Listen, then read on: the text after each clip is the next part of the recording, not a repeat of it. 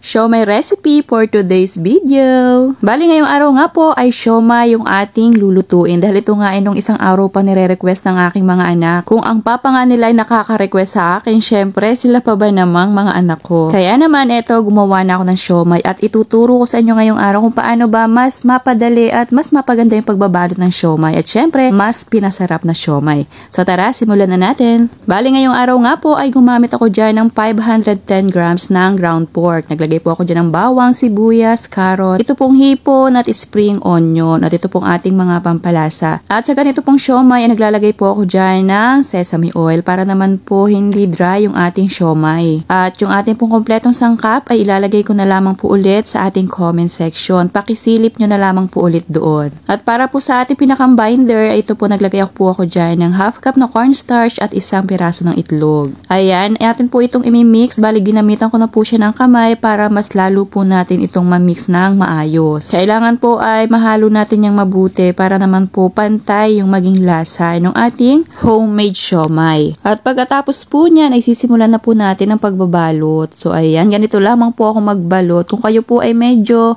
nahihirapang magbalot ng siomai, ito tuturuan ko po kayo ng isang paraan.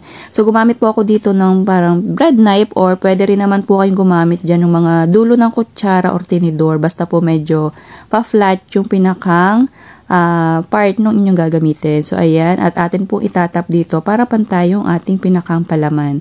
At ayan na, meron na tayong binalot na siomai. O diba, napakadali lang naman po. Yung bawat edge po ng ating wrapper ay iipit nyo lamang po dito sa ating pinakang karne. So ayan, ito, po-focus po natin. Diba, napakadali lang naman. At sa ganitong paraan, talaga naman pong napakaganda ng pagkakabalot ng siomai.